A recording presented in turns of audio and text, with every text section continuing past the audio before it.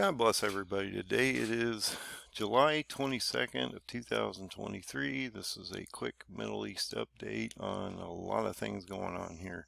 So the first thing I want to cover, we're having protests across Muslim nations after Sweden allows a second attack on the Koran. There's been a second Koran burning in Stockholm. This is driving fears. The Turkey may delay lifting NATO's veto following the desecration of this, of what they consider a holy book, or this Quran. So we're starting to see some pushback here. Erdogan basically abandoned Putin, Syria, and the Kurds when he allowed Sweden into NATO to expand that footprint. And so Sweden is throwing this back in his face by burning this Koran, and this is just going to put this into a deep freeze. I believe that we're going to see an invasion by Turkey here soon, and I've got some things I want to show you about that. But realize that we've had this secondary Koran. This was, I believe, a man from Iraq that was allowed through the Sweden government to allow him to do this. And so Sweden's not quelling this Kurdish terrorism problem that Erdogan keeps throwing at everybody to allow this to happen. So and all this is doing is making Erdogan mad. So anytime you do something like this, this is the Quran, this is the Muslim holy book in their eyes, and so when you burn something like that, they're going to take it harshly, and so we'll see how that moves forward. Now, I found this article. I scour all kinds of different things. I really don't get political in what they say. I just want to give you the headlines, and you can follow the Bible and determine actually what's going on out here, because there's a lot of white noise, so you have to sort of go through that process. In this article, though, this was on the 20th, this was 2 days ago, Kurds will pay the price for Sweden's NATO deal. Yes, Turkey is going to invade. Sweden may or may not get into NATO. Turkey may or may leave NATO as we move forward. So we'll see how that goes. But Turkey, they dropped this opposition against Sweden right before this big meeting to determine how all this was going to play out. And so it was really interesting, the timing and the U-turn that Erdogan took to allow Sweden in, and then he asked for all kinds of stuff. Ascension into EU, he wants those fighter jet kits for the F-16s for refurbishment of his depleted fleet that he has.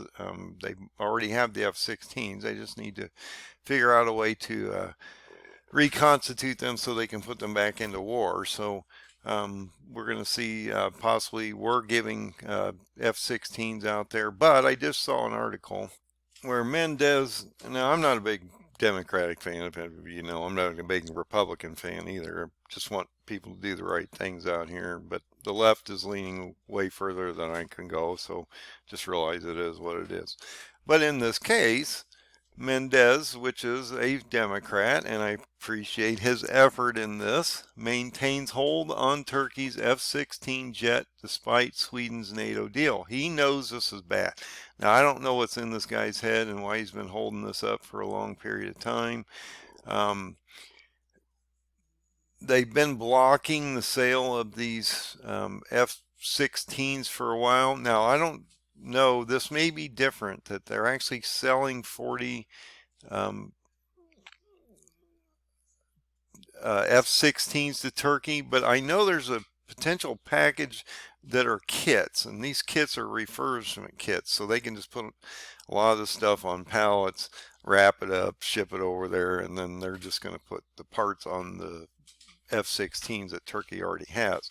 But Mendez has been holding this up, and so I appreciate his effort. you know, there's going to be enough carnage in the Middle East without Erdogan getting additional F-16s from us to do what he's getting ready to do. And we don't want to aid him in this potential destruction that's coming against Israel as we move forward. So I do applaud this man for this. And this is boiling over. This was in the Greek City Times. Um, this was about 3 weeks ago, but just realize we've had this big 180 turn. He condemns Sweden, then he allows them in. He wants all this stuff. He's moving to act like he's a friend with Israel and all these different things. But he has an alternative motive, and that is that rebuilding of the Neo-Ottoman Empire that he's going to do, possibly by the end of this year.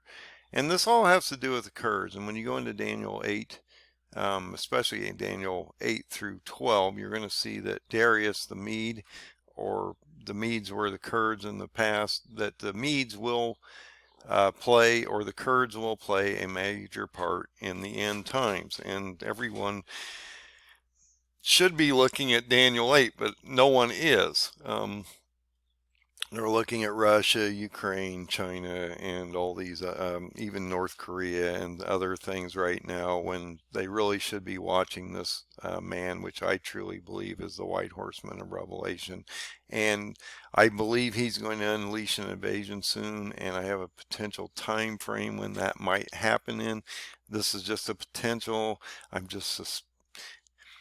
I'm watching a storm develop. I'm wondering when the storm's going to hit. I see a date coming, and I potentially see this could be a date when the king of the north actually enters into Syria, and we literally see an invasion that will lead to not only the destruction of Egypt, because they capitulate, the destruction of Iran, but an attack on Israel as we move forward.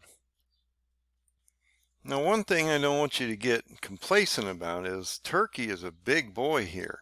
Other than us, they are the second largest army in NATO. Okay, so this is not someone that's going to mess around here. They have a large army. It's very mobile.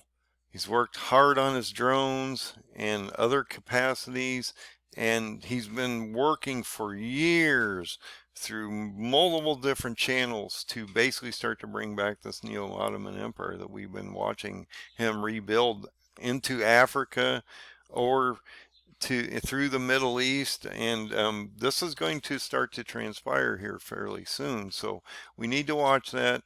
Do realize that he is not a person to mess around with. And Erdogan is very ideologically driven, and he is playing the long game here. So unlike a lot of people, the long game tends to take time, but it tends to happen over time. And now we're into 23, which he has indicated he wants to rebuild this Neo-Ottoman Empire. But realize that he is the second largest armed forces in the alliance after the United States. And this could be a real potential problem as we move into the Middle East in the next few weeks, months. So Turkey's really been putting the screws on Sweden. They've asked for a ton of conditions. One being that they extradite Kurdish, what they consider terrorists or people, back to Turkey for trial.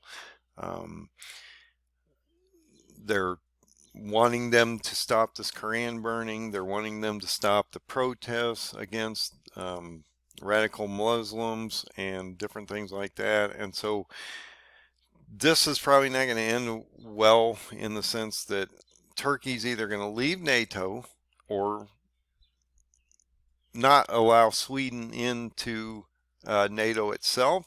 And Turkey's looking for an ascension into EU, which is being opposed right now by mainly Germany.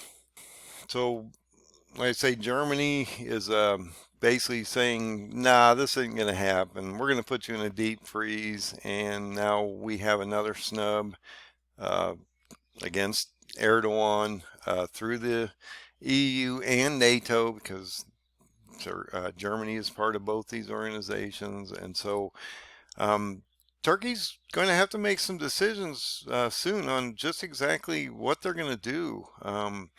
You know, we have a full, it's indicating here, we have a full-blown face-off that's erupted between EU and Turkey over Russia love. Hours after Turkey snub and Sweden, EU state Germany issued a big statement. Germany says that Turkey's path to the EU is in deep freeze. It's interesting to note that this is what Vladimir Putin warned Turkey about, not to have these rose-colored glasses on. Russia claimed that NATO assurance to Turkey about EU membership and Sweden deal was just a trap. So this is not going to pan out.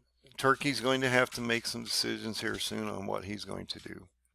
Now, there's a number of things that are being affected by this deal with Sweden, because when he snubbed Putin, this affected grain, this affected fuels through different straits and different movement points, because otherwise you're moving this around continents instead of through these narrow openings through the Black Sea and the Straits of Hormuz and different places throughout the world. These areas shut down, and so shipping costs and other problems tend to rise. I noticed that they were moving grain from some of these containered ships onto trucks, because now the Ukrainian leader has been basically locked out of certain areas, and so they're not shipping grains through the Black Seas. This is going to start to rise food prices, and we've watched fuels move up tremendously in the last week. They're over Brent's, I believe, over 80. I noticed the pump, at least in my area, have gone up 10 cents. That's going to add to inflation, because that's what they've been cutting out, is that they've been manipulating the prices of fuel so they can keep them low to keep inflation down, so it doesn't look so bad out here, when really the numbers and inflation of core are probably twice what they're telling you. So this is affecting a lot of different things.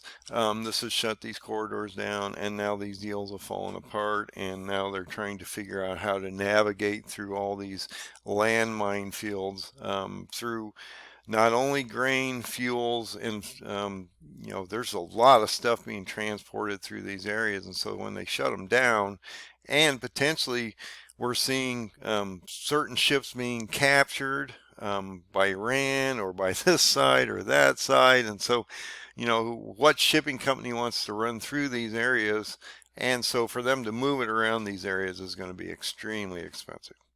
And in this article, this talks about what I was just talking about. This even radiates down in Africa, and you've got to realize it's going to affect the area of Gog and Magog, which is part of northern Africa. You have Kush and Put, which is Sudan, Ethiopia, and those areas down in there, surrounded. Egypt's surrounded by these areas, and so Egypt's going to be an extremely unique place. And if you watch my last video about Gaugamela, and how Alexander moved down, which is what I believe Erdogan's going to do, this exact same movement. And when he gets to Egypt, they're just going to capitulate, because they're already surrounded by radicalized Muslims anyway. So, and then they're going to end up in Iran and back to Israel based on that movement of the past, and I believe that will play out in the future. But this is affecting not only the Middle East, it's affecting everybody. Africa, Middle East, it's going to affect us, because it's like throwing a rock in a pond. It radiates out, it ripples out over time. So now I want to explain something extremely important. Now, I don't know, number one, I don't know if there's anything to what I'm going to say right now, but I'm going to speculate that this date of the 9th of Av could be a potential nightmare for a number of people, not only the Jews, but we could potentially have some market problems, because the Fed's going to get ready to raise interest rates again, and they are going to raise. They're not going to stop this. The bonds are melting up. They can't control inflation.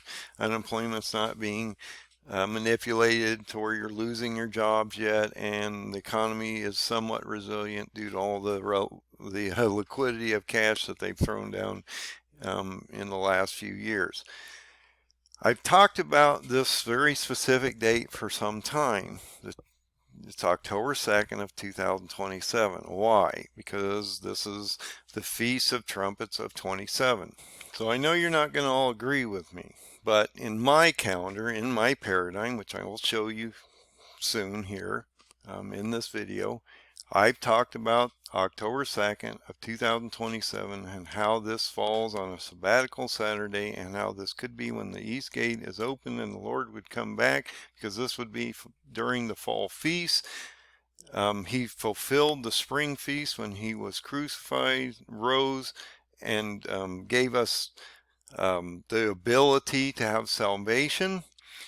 But if you look at Psalm 90:10, it indicates about the strong generation, how it will, all things will happen before this generation perishes. Okay, so if you look at the strong generation of the Jews, you're talking about May 14th of 2000, or May 14th of 1948 to May 14th of 2028, and we should be looking at that to be the last date that strong generation should survive. So if he's going to fulfill the fall feast, then we should be looking at the fall feast of potentially 27 for that rapture or harpazo, or taking away of the martyrs, saints, and elect from great tribulation. That he indicates that he will, and this date would fall right in the middle of that. And it is a sabbatical Saturday, which is important because the East Gate can only be open on a sabbatical Saturday or a new moon. So he has to have, look, everything has to line up for this to happen. So I just wanted to point that out. If you take this October 2nd date and you run it back to another date, which I think is extremely important, you're going to see something really cool, I think.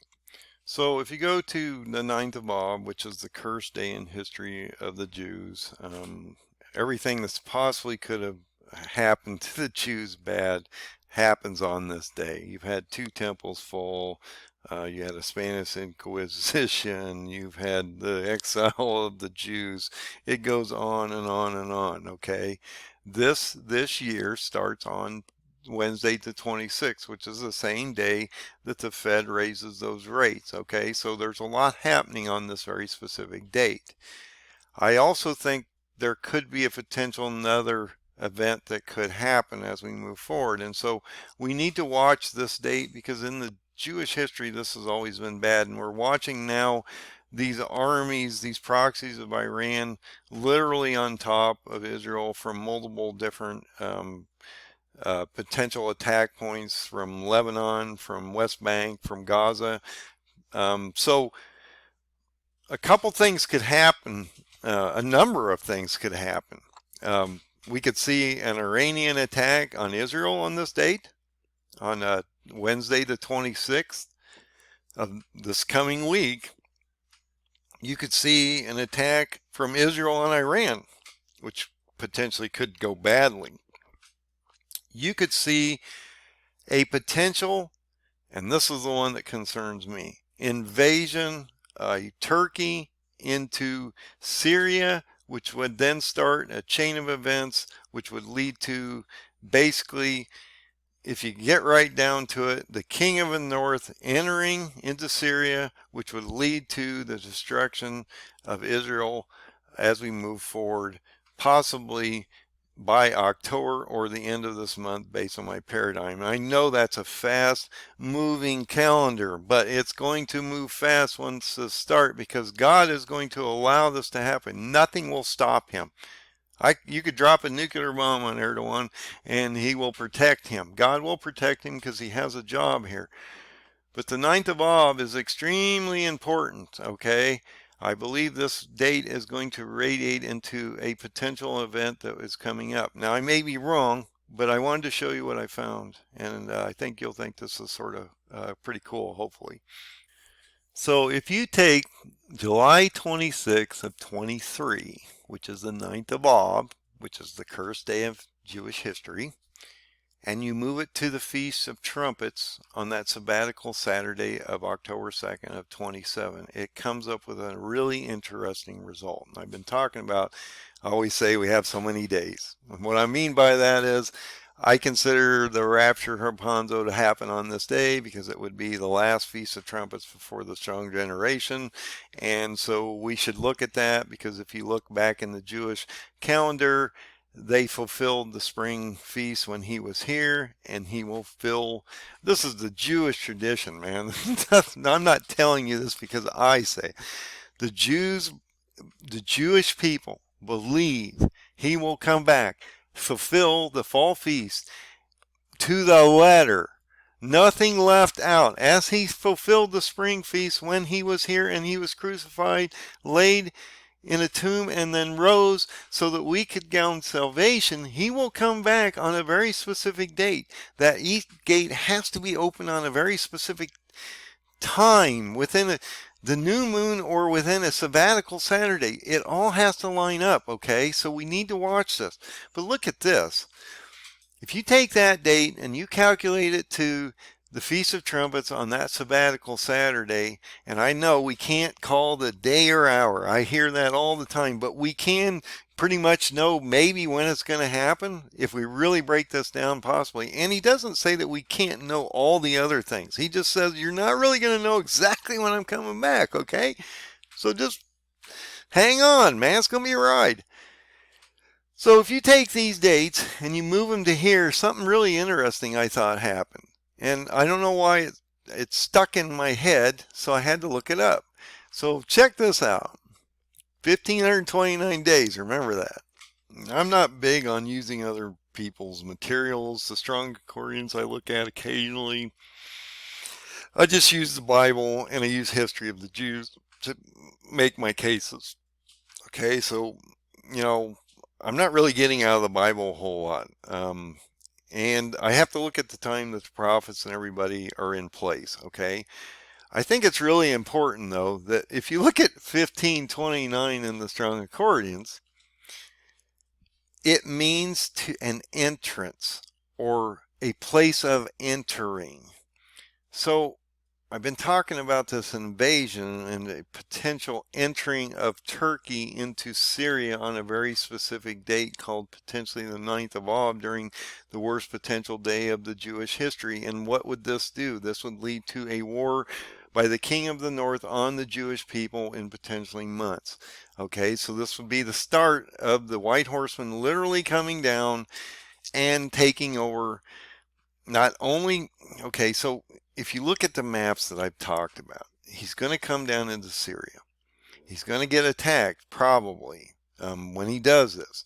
That's going to collapse the Kurds to the east. Let me show you this on a map, because I think it's important. And I'm going to show you a map of Alexander's old movements, okay, so you understand what he could potentially do here. Okay, now I did a video about this. It's called Gog-Mela. You need to understand that. Gog, Ezekiel 38 and 39, Gog-Mela, Herbal is going to play a massive part in this. But look how this happened in the past and what could happen in the future, just as we move towards potentially the 9th of Av or July 26th. This could happen, because you got to understand, Turkey's upset. He's not going to sit on this forever. He's going to do something. In the past, Alexander came from the Grecian areas. Wow, interesting. The Grecian areas. Go into Daniel and see the Grecian areas. It's Turkey. It has nothing to do with Russia. He came down through Lydia. Okay, so when you're talking about the bear with the one hump that's higher than the other, you're also talking about the goat with one horn that's higher than the other. Same thing, man. We're talking about Daniel 8 here. And who's affecting them? The Medo-Persians, okay? It's going to be the Medo-Persians, Iranian, and the Kurds are going to be affected here. So Alexander came down into Turkey, went through this area, took out Lydia, okay? So what are the three ribs in the bear's mouth? Lydia, Egypt, and Babylon, okay? He took out 3 countries, basically Turkey, Iraq, and Egypt.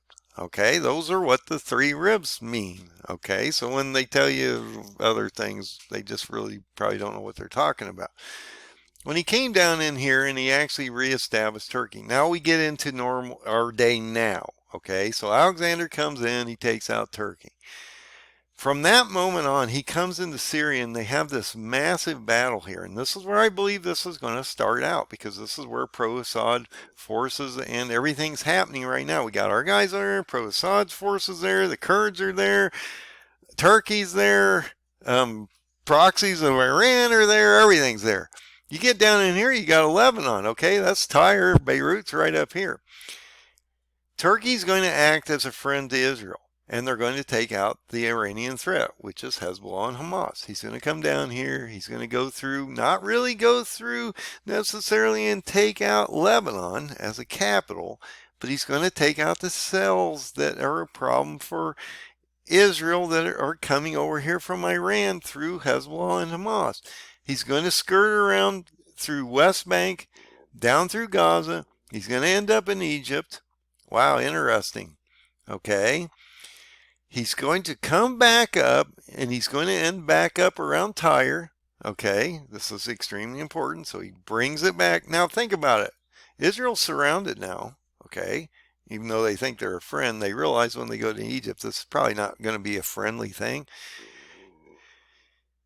Erdogan gets news from the north, as Alexander did in his time, that he's having an issue up here.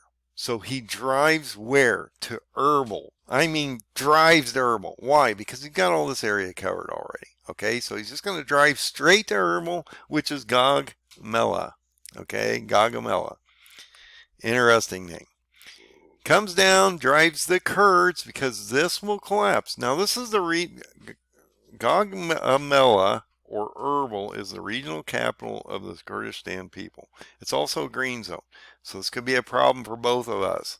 Okay, just realize this. Because he's neutralized this, and this isn't really a threat, and all the Kurdish regions are up in the northern part, they're going to collapse down to Baghdad because they have nowhere to go. Okay, he's already basically coming across here. He's pushing everything to the north, or to the east and to the north. These Kurds, as they collapse, they're going to start having massive refugees coming over the border, because in the whole western border of Iran is Kurdistan nation people. Okay, there's a huge group here. They collapse to Baghdad, or old Babylon.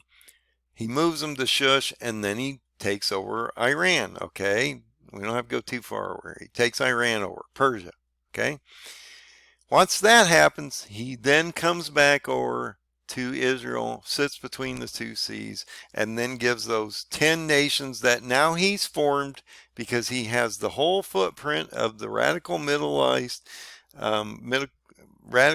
Middle East, 10 full nations come across, set up between the 2 seas, and then end up in Israel. Okay, and this could happen within months. Okay, and potentially the kickoff of this attack into Syria from Turkey here would be 9th of Av, or July 26th of this year. Now, I don't know exactly that that's going to happen, but this is moving quickly, and we're watching Erdogan basically get snubbed by NATO, and Sweden's still burning Korans, and they're not really extraditing, and they're protesting in their streets. Erdogan is not going to sit on this long, and he's just basically abandoned Syria and Iraq, or Putin and the Kurds, because the Kurds are already abandoned. Okay, so I believe this is a real interesting potential to have happen as we move forward. So the last thing I want to show you is that if you look at my site, it's a free site. I don't ever sell anything on here except information, and you can discern whether you believe that information or not. endofdayssurvival.com, you go down, and on this PDF, you're going to bring up a PDF file that you can actually enlarge. That will take you to the paradigm. So when you click on that PDF, it brings up this file here. This can be enlarged in the top. Actually, I'll show you that. This way you can actually see how it works. So if we're in Daniel 8 right now, we're in this area in here. Okay, we're getting ready to watch a transition from Daniel 8 where Iran falls as a nation into Ezekiel 38. It's hard to know exactly where that transition is, but Daniel 8 has to happen first because you go into Ezekiel 38 and 39. The chief prince of Meshech and Tubal, which is from Turkey. If you look at those next nations, who are they? African and Persian, okay? So they're in this 10 nation group. When you blow this up and you get into this area in here, and this is what I mean, this is extremely important. You start to see, let me blow this up a little more because I really do want you to see the timeline here. We're into that spring where potentially we see the start of this Daniel 8 Ezekiel war, where we're starting to see Israel losing their fortune. They're starting to wane, not politically, economically, militarily, financially, everything. Okay, Israel's in trouble right now, and they're having protests in the street. They're having problems in the Temple Mount. They've got all this happening. Actually, they're starting to run into some, the number of their bodies of water are drying up, different things like that. So this is going to end up starting to really wane on them. And think about the movement of Alexander or potentially Erdogan in this. If he surrounds Israel, okay, then they're trapped against the sea, okay, and he has some control over there in that sea because, well, he's in the Mediterranean Sea too, so they're in trouble. Okay, it's going to be potentially a couple months before he goes to Iran, and then they siege this city. Okay, in potentially October, and so Israel's going to start to really run into some real problems with food and other different things like that, where we're going to see famine, starvation, death, and disease, and other things come out of this nation as we move forward.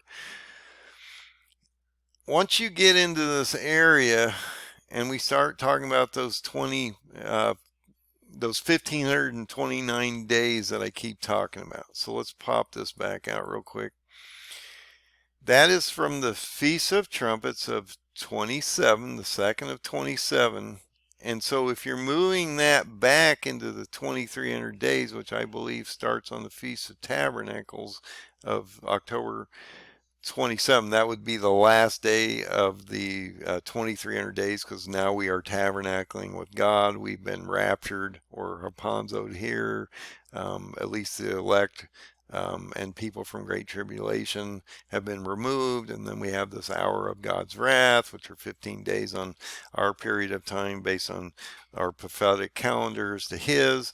1,000 years to ours of one of his, 360 days, break it down, it ends up basically 1 hour of God is 15 days of ours. Okay, so we need to understand how that works. If you work back from this date, though, 1529 days, you got to look at this, okay? So if it's 1529 days from here, and this is 1335 days, you only got a few hundred days left here, okay, before this starts to really break out, okay? So, and I think that's what I mean. It's going to ramp up quickly, and no one's getting ready for this. Nobody's looking at Daniel 8. Nobody sees this coming, and they just don't know what's going to happen. If the 9th of Av is potentially a real problem for the Jews, then we're going to potentially see it break out and potential invasion or an attack on Israel that day. I think because if you look at the strong concordance, we're talking about that entrance or an entering, potentially an invasion where Turkey would enter into this potential prophecy, into this potential country, and that then would set up a potential attack on not only Egypt, Iran, and Israel at the end of the day. And we would see that potentially in months. And if you go into these dates here, which I think are pretty important on my paradigm, you realize that potentially we could see an attack of Israel based on these verses here. Blow that up just a little more. On October 10th of 2023, it says Jerusalem is besieged. So Israel's already been invaded, okay, at that moment, because Jerusalem's besieged.